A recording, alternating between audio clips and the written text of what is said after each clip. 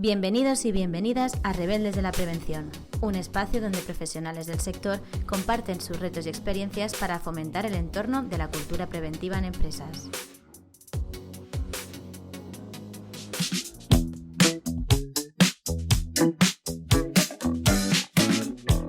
Bienvenidos a un nuevo episodio de Rebeldes de la Prevención. Hoy exploraremos un tema fascinante y relevante en el ámbito de la seguridad laboral: la tecnología. Inteligencia artificial, sensores, realidad virtual y aumentada, robots, exoesqueletos. Nos permitirán abordar retos preventivos como los trastornos musculoesqueléticos, la ergonomía, el edadismo, el género y la importancia de la colaboración público-privada en proyectos innovadores. Tenemos el placer de contar con Mercedes Sanchís, la directora de Innovación y Bienestar Laboral del Instituto de Biomecánica de Valencia. Mercedes es una experta destacada en su campo y ha desarrollado soluciones innovadoras que nos explicará en detalle. Tal y como ella afirma, en el año 2023 la digitalización se ha vuelto imprescindible para garantizar la seguridad laboral. Prevenir accidentes y enfermedades profesionales pasa por la digitalización. Solo con herramientas digitales conseguiremos un entorno laboral más seguro y saludable para todos. Empecemos. Bienvenida, Mercedes. Muchísimas gracias. Mercedes, nos gustaría conocer un poquito más sobre tu experiencia, sobre tu trayectoria en el campo de la seguridad y salud laboral. ¿Podrías contarnos un poquito cómo te involucraste en esta área? Sí, pues fue un poco, realmente yo cuando entré al Instituto de Biomecánica de Valencia me dedicaba al ámbito del deporte, empecé a investigar en temas de, a mí me apasiona el deporte, entonces estaba muy alineado con mi profesión y mi hobby, entonces empecé a trabajar en investigar pues cómo tenían que ser los productos deportivos, pavimentos deportivos, etcétera, para aumentar, maximizar el rendimiento, garantizando la salud de los deportistas, ¿no? Que no se lesionaran, etcétera. De ahí pasé a la parte de promoción de la salud, de hábitos de vida saludable, deporte saludable, etcétera. Y de eso me llevó a promoción de la salud en el trabajo y de ahí a seguridad y salud en el trabajo. Entonces fue una evolución bastante bonita, la verdad, porque yo no conocía el mundo de la seguridad y salud en el trabajo. Ahora es un mundo que me apasiona. Llegué por la parte, digamos, de promoción de la salud, pero bueno, ahora estoy en la parte de prevención y concretamente la parte de ergonomía, que es lo que hacemos nosotros. Y encantada, vamos. Qué bien. Por lo que comentas, empezaste en el campo de la promoción de la salud, que muchas veces las organizaciones empiezan como por la otra parte, la de prevención de riesgos laborales, ¿no? Entonces, Sí. Sí, está no, muy bien, porque históricamente el IBV sí que llevaba muchos años trabajando en temas de seguridad y salud, pero digamos que lo llevaba otra persona, era la que se encargaba de llevar la parte de prevención y yo llevaba la parte de promoción de la salud.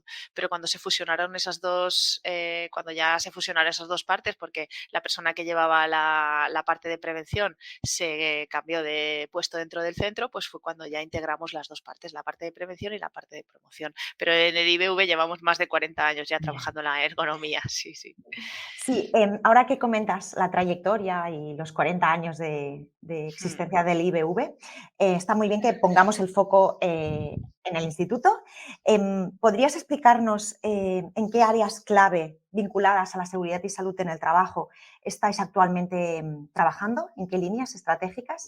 Sí, pues en los últimos 2 años hemos puesto mucho el foco en el enfoque de género, es decir, en la integración del enfoque de género en la adecuación ergonómica de puestos de trabajo, EPIs, ropa laboral, máquinas, herramientas, etcétera. Y ahora también nos estamos centrando mucho en la edad, ¿no? Nos estamos haciendo mayores, las organizaciones están viendo que sus trabajadores están envejeciendo, en muchos casos no encuentran reposición y estos trabajadores y trabajadoras pues ya posiblemente en algunos casos tienen algún tipo de discapacidad física o de pérdida de capacidades, en algunos casos también por los puestos de trabajo que han ocupado durante mucho tiempo. Entonces estamos acompañándoles, investigando y acompañándoles en cómo rediseñar esos puestos de trabajo o cómo desarrollar elementos que les puedan ayudar a realizar estas tareas. Y después, por otro lado, también estamos muy centrados en la aplicación de las nuevas tecnologías en la ergonomía, pues inteligencia artificial, realidad virtual y, por supuesto, exoesqueletos, que es el tema un poco de moda, ¿no? Últimamente. Genial. Ahora nos hablabas de las tecnologías, los proyectos que estáis priorizando, pero nos encantaría conocer algún proyecto en el que estéis trabajando actualmente, pero a nivel de ejemplo, que nos lo pudieses explicar con un poquito más de detalle, ¿no? Y que tú creas que pueda tener un impacto significativo en el área de prevención de riesgos laborales. Sí, pues a mí hay un proyecto que me gusta mucho porque es bastante transversal, que es un proyecto que hicimos con Bimbo México, en el que ellos querían desarrollar un exoesqueleto instrumentado, es decir, un exoesqueleto que no solo protegiera a sus trabajadores y trabajadoras, sino que además tuviera una serie de sensores que les permitiera conocer el nivel de carga física a la que están expuestas estas personas durante su jornada laboral, ¿no? Y poder tener a ir acumulando esa información. El año pasado trabajamos en ese desarrollo, o sea, trabajamos en el exoesqueleto, nosotros no desarrollamos exoesqueletos, es un exoesqueleto comercial al que le integramos los sensores y desarrollamos una aplicación móvil que permite aglutinar todos esos datos de los sensores, y este año vamos a empezar el desarrollo, digamos, de la plataforma, ¿no? Del dashboard, donde se acumulan todos esos datos y la propia plataforma con inteligencia artificial hace una redistribución semanal de las tareas que va a realizar cada persona en base a la carga física a la que ha sido expuesta la semana anterior. Entonces, por un lado, protegemos con el exoesqueleto y por otro lado, protegemos porque somos capaces de redistribuir la carga de trabajo, porque al final estas personas a lo que se dedican es a reponer en cadenas de supermercados.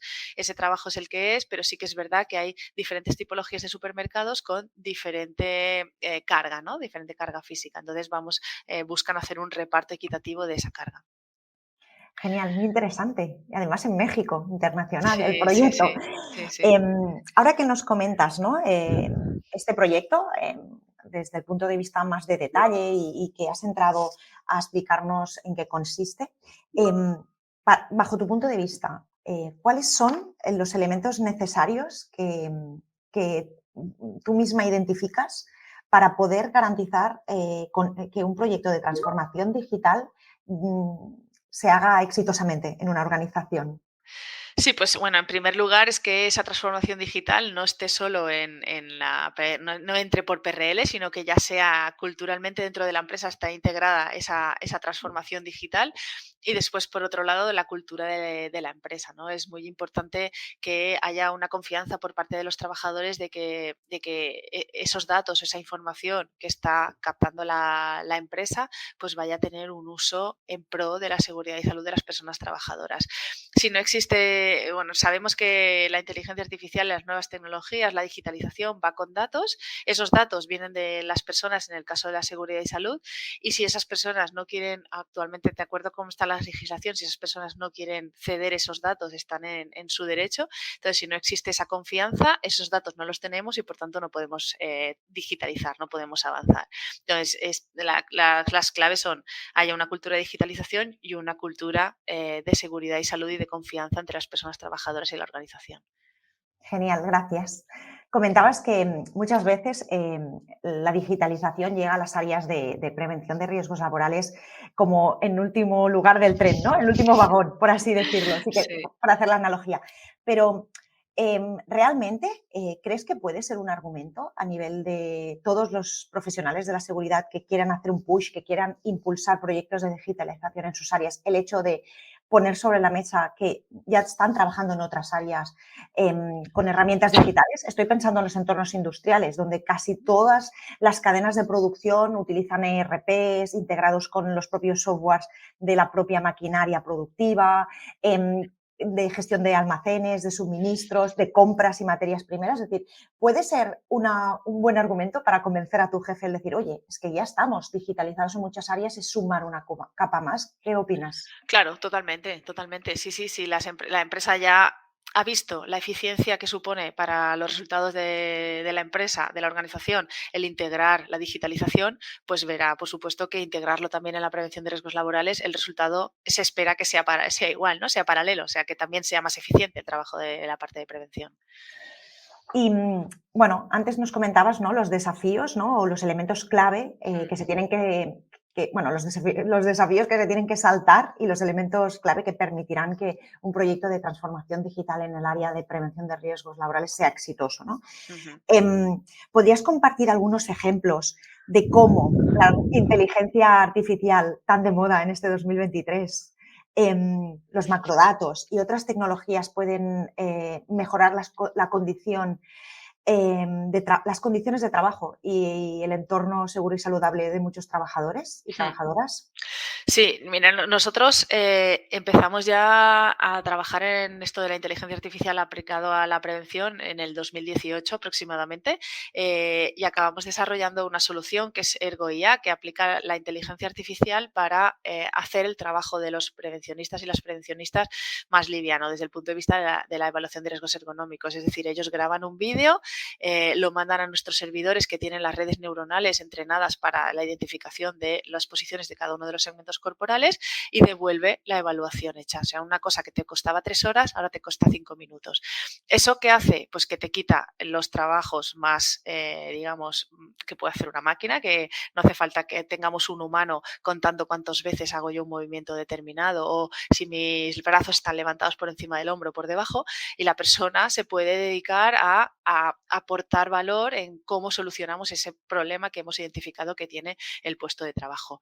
Una vez desarrolladas esas redes neuronales, pasamos a una segunda fase que ya es, sí que estamos implementándolo en una empresa del sector de la automoción, que es que integramos cámaras. Por eso te digo que ahí la compartición de los datos es clave. Integramos cámaras en el puesto de trabajo, también con redes, con las mismas redes neuronales un poquito más avanzadas, porque la IA ya sabéis que avanza a velocidades Por segundo, rayo, cada por segundo. segundo, exacto, cada día ha evolucionado.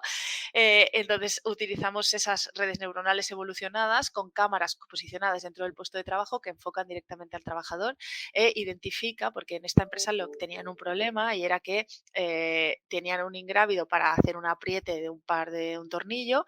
Entonces los trabajadores, cuando ya digo trabajadores porque eran hombres principalmente, cuando ya llevaban mucho tiempo en ese puesto de trabajo, lo hacían únicamente con una mano. ¿Qué pasa? Que cuando llegaba al par máximo daba un latigazo y entonces estaban aumentando el número de lesiones de hombro. ¿Qué hace este sistema? Este sistema lo que hace es identificar en tiempo real si la persona está cogiendo la herramienta con una mano o con dos manos. ¿De acuerdo? Si la coge con una mano, entonces le sale una señal como que lo está haciendo mal y además esa información va al ERP del servicio médico de la empresa y después sacan conclusiones y ahí también es donde está la confianza de las personas trabajadoras, es esta información es para mi bien, es decir, yo como empresa lo único que quiero es corroborar que realmente las personas que no lo cogen bien la herramienta tienen más lesiones y el problema está ahí y no está en otro sitio, no tengo otro origen de las lesiones de hombro que estoy teniendo. Y por otro lado, pues para la persona trabajadora que le salga la alarma y sepa que lo está haciendo mal y eso va en contra de su salud. Y ya la siguiente derivada que estamos empezando a trabajar ahora es ya con esas cámaras en el puesto de trabajo y con información de muchos puestos de trabajo, muchas personas, macrodatos que tú decías, de cómo evolucionan esas personas de perfiles parecidos a los nuestros, en puestos parecidos a los nuestros, expuestos a riesgos o a factores de riesgo parecidos a los nuestros, puedo predecir cuándo vas a tener una lesión y qué tipo de lesión vas a tener. Es decir, esto es lo que llamamos gemelo digital, que ya es un pasito más y ahí sí que necesitamos una cantidad inmensa de datos para poder, pues igual que ya se ha trabajado en algoritmos que predicen el cáncer de mama en base a tu histórico, tus hábitos de vida, etcétera, etcétera, que creo que es uno de los algoritmos más avanzados en medicina, pues este permite predecir cuándo vas a sufrir un trastorno musculoesquelético en base a tu género, a puestos que hayas ocupado antes, lesiones previas y tipología de riesgo a la que estás expuesto, ¿no? Es la siguiente derivada. Pero aquí chocamos otra vez con los datos y la protección de las personas trabajadoras. Es decir, yo como empresa tengo que, o mis trabajadores y trabajadoras tienen que confiar en que yo esos datos los voy a utilizar para quitar a esa persona de ahí y ponerla a otro puesto, rediseñar el puesto y no lo voy a utilizar para echarte a la calle porque sé que dentro de un mes vas a tener una baja que va a durar un año. Entonces, ahí el tema ético está todavía por resolver. Entonces, comentas el tema ético, ¿no? Por lo que nos estás explicando, hay desafíos jurídicos, reglamentarios, éticos y a nivel de privacidad y seguridad de los datos asociados a esta nueva vigilancia de los trabajos, a esta nueva supervisión y gestión de los riesgos de los trabajadores. ¿Es así? Es así, es así. A ver, históricamente ya nos hemos dado cuenta, hace mucho tiempo, que hacer una evaluación de riesgos ergonómicos hoy con un trabajador o con una trabajadora, cuando ese puesto lo ocupan 5 o 6 personas con antropometrías totalmente diferentes, que el nivel de riesgo puede ser totalmente diferente, eso no nos sirve. O sea, eso no nos permite. O sea, nos da un papelito que sí que delante de inspección de trabajo, check, este puesto está evaluado y el nivel de riesgo es tolerable. Pero la realidad es que, pese a tener los riesgos ergonómicos más o menos controlados, los trastornos musculoesqueléticos son la primera causa de baja laboral. Entonces, como ya hemos visto que eso no es la solución y que hay que trabajarlo primero desde el diseño, desde el origen, diseñando los puestos de trabajo de acuerdo a la antropometría de las personas que lo van a utilizar, y después, después es necesario hacer una evaluación más en continuo que nos permita comprobar que realmente esa persona no está expuesta a riesgo ergonómico durante su jornada laboral, no en un momento puntual en el que ha ido el técnico de prevención o la técnico y han hecho una evaluación de una persona concreta del puesto. Vale, entonces vamos a por una pregunta que genera mucho interés a nuestros oyentes y a nuestra audiencia prevencionista. Es, ¿cómo los exoesqueletos y la robótica avanzada están cambiando la forma en la que los sistemas de trabajo pueden evitar que los trabajadores realicen tareas que pueden ser muy peligrosas? Estoy pensando sector automoción, sector industrial manufacturero, donde los robots ya son una realidad, y los exoesqueletos también. ¿Y cómo pueden optimizar las cargas de trabajo? A ver, los robots está claro. O sea, tú pones un robot a hacer el trabajo y la carga del humano es cero. Entonces, los robots está claro. O sea, ojalá yo como trabajadora de la parte de prevención en ergonomía, ojalá mi trabajo se acabara mañana, es decir, que no hubiera ninguna persona expuesta a cargas físicas tan elevadas que supusiera un riesgo de trastorno musculoesquelético para ellos. Las personas podemos aportar mucho más valor que ese. Dicho esto, los robots evidentemente quitan todos los riesgos desde el punto de vista ergonómico, claro. Después están los robots colaborativos, los cobots, que, bueno, como su nombre indica, colaboran con la persona para realizar aquellas tareas que implican mayor carga. En las primeras generaciones de los cobots no tuvieron mucha aceptación porque el hecho de que pudiera interactuar con la persona hacía que tanto los movimientos como las fuerzas que podían realizar eran los movimientos bastante lentos y la fuerza no muy elevada porque podía haber un accidente por problemas de seguridad. Ahora es verdad que han evolucionado bastante y que ya sí que puede haber una interacción y los robots se detienen si hay una persona cerca, etcétera. Entonces han evolucionado y sí que están incorporándose más a las empresas para ciertas tareas concretas. Ahí también eliminamos ciertas tareas que serían las más tediosas o las de mayor carga y por tanto mejoraríamos la salud. Y después en los exoesqueletos, pues son el último eslabón de los robots, diría, y todavía falta mucho por evolucionar. Yo soy una defensora de estos dispositivos en el futuro, pero es verdad que ahora mismo hay muchos productos en el mercado, muchos son fase prototipo todavía y no existe ningún sistema de certificación o de validación de que ese exoesqueleto está funcionando correctamente y está realmente reduciendo la carga física de las personas trabajadoras, más allá de los estudios que vamos haciendo desde universidades, centros tecnológicos como nosotros, las propias empresas. Y además, las metodologías actuales de evaluación de riesgos ergonómicos no incorporan el exoesqueleto como variable. Es decir, yo no puedo decir mi riesgo ergonómico por manipulación de cargas es X y si le coloco un exoesqueleto es X menos Y. No, eso no existe todavía. sí que desde los comités de normalización estamos empezando a trabajar en eso, en incorporar esa variable EXO para poder disminuir el riesgo, para poder ver cómo disminuye el riesgo ergonómico, pero también es necesario para eso trabajar en una certificación de este tipo de dispositivos para garantizar que el que salga al mercado realmente es eficiente desde el punto de vista de garantizar o de reducir la carga física de los trabajadores y trabajadoras. Ahora que comentabas este tema de los exoesqueletos y la necesidad de establecer una estandarización y un certificado que avale pues, que se puede utilizar y que cumple con unos estándares de calidad, de seguridad y que son para los que está concebido, ¿no? Sea cual sea el dispositivo. Me estaba preguntando, ¿se consideraría un híbrido entre equipo de protección individual, maquinaria de trabajo, ¿no? Porque, claro, estaba yo ahora como reflexionando en torno de esto, ¿no? También se abre este campo, ¿no? Como Sí. de definición y de redefinición en 2023 y más adelante de Sí. los nuevos dispositivos. Sí, pues es posible que cuando sí que exista ese certificado de que realmente te protege de la carga física de tu puesto de trabajo, se pueda considerar un EPI y ahí entramos otra vez en que se requeriría la certificación. En el caso de maquinaria solo sería, bueno, exoesqueletos hay 3 tipos, digamos, ¿Sí? exoesqueletos activos que llamamos, que son los que se usan en la parte médica, en la parte de salud, que son los que hemos visto para personas con discapacidad que no pueden andar y se meten dentro del exo y es el exo el que hace todo el movimiento, que va con actuadores, etcétera. Exoesqueletos semiactivos, que sí que tienen actuadores, pero hay una parte de fuerza que realiza la persona, y exoesqueletos pasivos, que son los más, en el ámbito laboral, los que están más extendidos, ¿no? Los pasivos no tienen ningún tipo de actuador, ningún tipo de máquina ni nada, entonces se consideraría un EPI y ya está.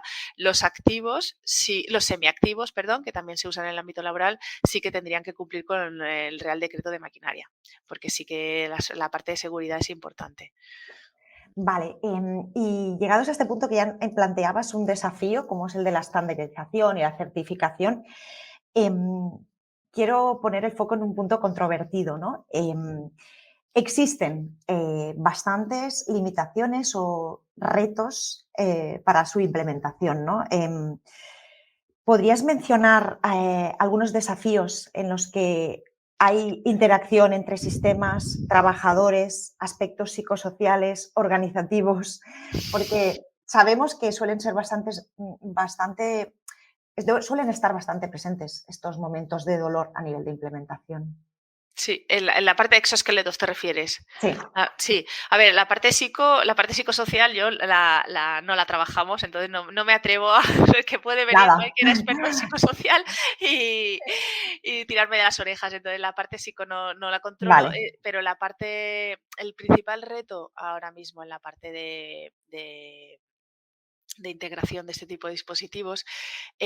Bueno, las empresas, las organizaciones que lo están integrando, bueno, se encuentran problemas de todo tipo. Aquellas que lo han usado durante más tiempo, el principal problema que han encontrado son problemas, los exoesqueletos estos que no son los flexibles que te comentaba antes, llevan una serie de barras metálicas, etcétera. Entonces, eso coarta en algunos casos los movimientos, chocan con otros elementos porque está fuera digamos, tu cuerpo. Entonces, todo aquello que está por fuera de tu cuerpo no Claro, controla las la dimensiones. proporción, ¿no? Exacto, y pueden chocar con otros elementos, les da mucho calor, entonces han encontrado diferentes problemas. Desde el punto de vista, digamos, biomecánico, desde el punto de vista de nuestro campo de actuación, el principal reto es saber cuánto tiempo lo pueden usar durante su jornada laboral y cuánto tiempo longitudinalmente lo pueden usar, porque no hay ningún estudio longitudinal que nos demuestre si realmente esto a largo plazo va a tener alguna consecuencia sobre la musculatura, por ejemplo, o sobre las articulaciones. Es decir, las fajas cuando se empezaron a usar eran una maravilla y después se concluyó que no era tan bonito como lo pintaban, ¿no?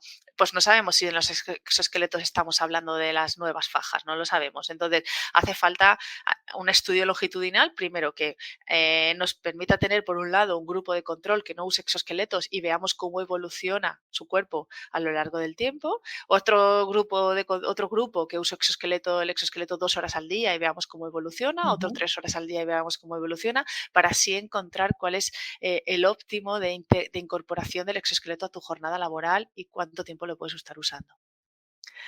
Genial. Ya que te tengo aquí, no quería perder la oportunidad de hablar contigo sobre otra tecnología que hace ya un tiempo que vamos oyendo en el ámbito de la prevención de riesgos laborales, como es la realidad virtual. Quería hacerte una pregunta sobre su aplicabilidad en PRL. ¿Le ves un potencial real a este tipo de tecnología y en qué áreas de la PRL? Sí. A ver, yo le veo muchísimo potencial en el área de seguridad, de hecho es donde más extendida está. Para formar a personas trabajadoras bueno, ya sabemos, en manejo de explosivos, en manejo de cuadros eléctricos de alta tensión, etcétera, pues si te tiene que estallar, que sea en virtual, mucho mejor. Entonces, ahí le veo muchísimo potencial y se está usando mucho. En el campo de la ergonomía es más complejo. Hemos explorado dos líneas. Bueno, hemos explorado una y estamos abordando otra. Exploramos la línea de diseño de puestos de trabajo en virtual para colocar a la persona a trabajar en ese puesto de trabajo y hacer la evaluación de riesgos ergonómicos antes de digamos, crear el puesto físico o la línea de producción física, ¿vale? Eso así visto a priori suena fenomenal, o sea, tiene todo el sentido del mundo, pero cuando ya nos pusimos a trabajar en ello, desde el punto de vista de las posturas, de la manipulación de cargas no tiene ningún sentido porque en virtual no puedes simular eso. Desde el punto de vista de las posturas, tampoco hace falta irnos a un entorno virtual porque tenemos maniquís donde podemos jugar con avatares con diferentes antropometrías, etcétera, y eso sobre un plano 3D se puede hacer sin ningún problema, no hace falta ese nivel tecnológico. Entonces nosotros donde veíamos que tenía sentido es en la manipulación de carga, en la repetición, ¿no? En las tareas de montaje, hacerlo en virtual.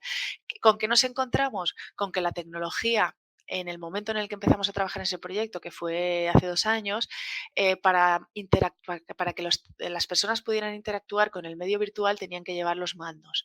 ¿De acuerdo? Entonces, cuando tú llevas los mandos ya no puedes hacer un montaje de piezas. Y entonces ese nivel de detalle, que es lo que queremos realmente estudiar, cuántos movimientos hace para remontar una pieza, etcétera, no se podía. Quizá con la realidad aumentada ahora ya sí se pueda y que tengamos que explorar si la realidad aumentada sí que nos permite hacer esos movimientos, ¿no? Sin necesidad de los mandos. Entonces, ¿qué hicimos? Dimos el salto de, vale, muy bien, para esto no me sirve, pero vamos a explorar si para formación sí que me sirve. Entonces, ahora sí que estamos desarrollando un proyecto con un servicio de prevención ajeno y con la Agencia Valenciana de la Innovación para el sector cerámico, que es un sector clave aquí en la Comunidad Valenciana, para diseñar puestos de trabajo del sector, diseñamos virtual puestos de trabajo del sector, y entonces ponemos a los trabajadores y trabajadoras a hacer las tareas de manipulación, o sea, de montaje de las tareas más clave de pues montaje de paneles o alimentación de molinos, etcétera. Y además les colocamos una serie de sensores para que ellos hagan esa tarea y sean conscientes cuando están realizando esa tarea cómo la están haciendo, y los sensores lo que hacen es les avisan de que están realizando alguna postura inadecuada o alguna tarea de forma ergonómicamente no adecuada. Entonces es, digamos, una formación complementaria a la formación que se daba de tienes que doblar así la espalda, tienes que hacerlo así, tal. Entonces lo hacemos de una forma más lúdica y llega muchísimo más a los trabajadores y las trabajadoras, ¿no? Entonces, hasta de momento en ergonomía nos hemos parado ahí, pero yo creo que la realidad aumentada quizás sí que nos permita dar ese pequeño pasito. Ahora comentabas, ¿no?, que hacer la formación así genera aparte de que implica pues, que sea más lúdica, más entretenida, ¿no? Pero he podido entender que es una formación con un mayor impacto. ¿Esa es una de las ventajas que le ves? Totalmente, totalmente. Sí, sí, sí. Cuando estás... ¿cómo es la frase esa de explícamelo y no me acuerdo? ¿No? Sí, ya sé cuál dices, la de muéstramelo o Exacto, dímelo muéstramelo y Sí, haz que lo haga, pues es mm, algo así, ¿no? Tú enséñamelo y muy bien, muéstramelo, o sea, dímelo y muy bien, muéstramelo y vale, me quedo con ello, pero si me haces hacerlo, y entonces claro. el me haces hacerlo es que yo estoy haciéndolo en ese momento, no vale que me digas, cuando vayas a coger una losa de Ujú. cerámica tienes que flexionar y le... No, no vale, o sea, hazme hacerlo y entonces cuando el sensor que llevo aquí me haga pi, pi, pi, pi, me empiece a vibrar, pues entonces yo ya me quedo con que cuando lo estoy haciendo así, eso no es una postura adecuada, no es una postura adecuada o no es la forma adecuada de hacerlo. Qué bien.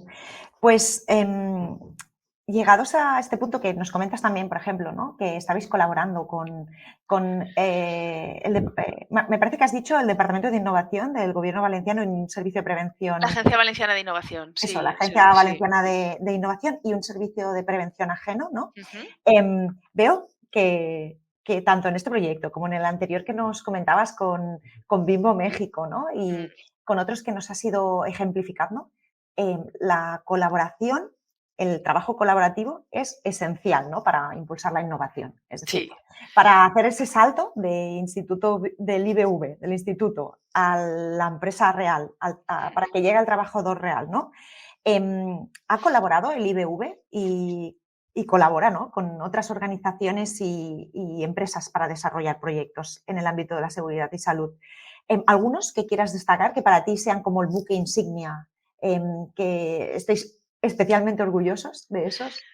Pues, a ver, los proyectos género y labogénero, que son lo que te comentaba antes, que son para avanzar, ¿no? En la incorporación del enfoque de género en la adecuación de entornos, puestos de trabajo y EPIs, etcétera, han sido financiados por el Instituto Valenciano de la Competitividad Empresarial, o sea que ellos nos apoyan para hacer esa innovación o esos avances, para ir un pasito por delante de las empresas y después llevárselo a las empresas. Es decir, nosotros como centro tecnológico, digamos que somos un escalón intermedio entre la universidad y la empresa, ¿no? La universidad hace investigación básica y nosotros cogemos todo eso que hacen ellos y lo transformamos en algo que les es útil a las empresas, que al final lo que queremos es Claro, que les la llegue, ¿no? aplicabilidad, ¿no? Exacto. El que llevamos con la Agencia Valenciana de la Innovación y después colaboramos con muchísimas empresas. Por ejemplo, ahora estamos trabajando con Repsol para desarrollar elementos que ayuden a los repartidores de bombonas de butano, porque al final a veces, o sea, en el sector industrial es relativamente sencillo rediseñar un Ujú. puesto de trabajo, es un puesto fijo, con unas piezas fijas, siempre son las mismas, pasa la pieza, entonces más o menos podemos hacer un diseño estándar, ¿verdad? Pero sin embargo, cuando tu trabajo es descargar bombonas de butano de un camión, llevarlas a una casa que igual tienes que Hay aparcar ascensor, a hay 500 ascensor. metros y tienes que ir andando, hay ascensor, no hay ascensor, las escaleras son mínimas, entonces necesitan algo que les ayude a realizar su trabajo de forma... Los trabajadores se hacen mayores, Ya. necesitan algo que ayude. Entonces estamos trabajando con ellos en el desarrollo de elementos para ayudar a transportar esas bombonas de una forma más liviana, ¿no? Porque al final el puesto, como decía, el puesto es el que es y la tarea que tienen que hacer es el reparto, ¿no? Hemos trabajado con FCC también en la mejora ergonómica de los elementos de barrido, de peón de barrido, para barrer, limpiar las calles, el carrito, etcétera. No sé, en la mejora pues hemos trabajado con Mercadona, en la mejora de las cajas que hay actualmente en todos los supermercados. O sea que hemos trabajado con muchísimas empresas, tanto grandes, que son las que estoy nombrando, como pymes, que son más pequeñitas y bueno, más modestas, pero también les ayudamos a mejorar sus puestos de trabajo. Y además colaboramos con el Instituto Nacional de Seguridad y Salud en el Trabajo, con la Agencia Europea y estamos en asociaciones como colaboramos con AESPLA, que es la Asociación de Servicios de De Prevención prevención. Propios, PR la Innovación y con asociaciones de profesionales como AEPSAL, Muy como la bien, Asociación Española de Ergonomía. O sea que allí donde se hable de ergonomía, nosotros intentamos apoyar y ayudar. genial. Y bueno, ahora ya estamos acabando. La verdad es que tengo que agradecerte tu participación porque muchas veces cuando hablamos de tecnologías, iniciativas de digitalización, exoesqueletos, inteligencia artificial, nos queda como en un plano muy teórico y Mm, creo que a muchos nos ha ayudado tu participación a bajarlo al nivel práctico, a ver cómo genial. se están aplicando esas mejoras, cómo estáis llevándolas en el día a día y cómo pretendéis medirlas para saber si van a tener un impacto como el que esperáis, ¿no? Y sobre todo a largo plazo, que nos comentabas. Estamos en un punto en que nos encanta preguntar a nuestros speakers y a la gente que invitamos en el podcast que nos recomienden un libro. Puede ser de temas vinculados a la seguridad y salud en el trabajo o no, o en este caso a la ergonomía o al bienestar laboral. Puede ser, pero no tiene por qué. Es decir, uno que tú hayas pensado para recomendarnos, Mercedes. Pues yo creo que un libro que me impactó mucho fue Un mundo feliz me lo tengo que apuntar, el Aldous Huxley, que es un libro increíble. De ciencia ficción en su momento, porque es del siglo pasado y en su momento es ciencia ficción, y ahora cada vez lo vemos como ciencia ficción quizá el mundo que plantea, pero no como ciencia ficción la tecnología que plantea, ¿no? De generación de embriones, etcétera. Entonces hace un planteamiento que a mí de verdad para la época en lo que él escribió me parece que vale mucho la pena.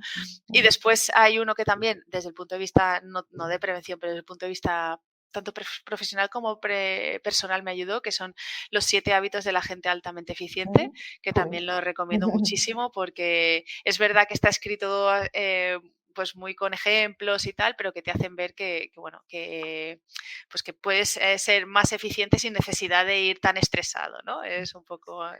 me gustó mucho, es muy práctico. ¿Y algún invitado que tengas en mente para que podamos fichar para un episodio del podcast?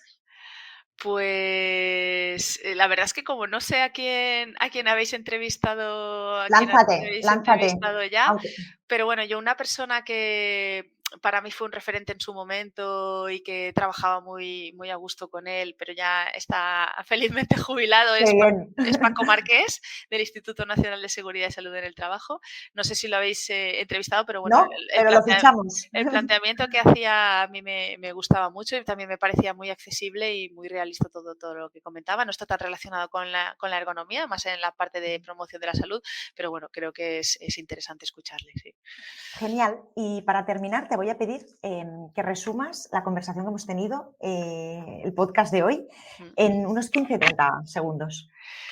Pues bueno, como resumen, pues hemos hecho un poco un barrido desde los proyectos más de investigación, digamos, más genérica, ¿no? De género, edad, etcétera, hasta la tecnología más avanzada y donde vemos desde el IBV, hacia dónde creemos que vamos desde el IBV, con todas las salvedades o todos los obstáculos que tenemos que salvar en el camino, y que yo sigo pensando que vemos claro que la digitalización es la única manera de poder garantizar la seguridad y salud, y que yo sigo reiterando que espero que me quede sin trabajo muy pronto porque la ergonomía esté más que solucionada y las personas nos dediquemos a aportar mucho más valor que nuestra fuerza física.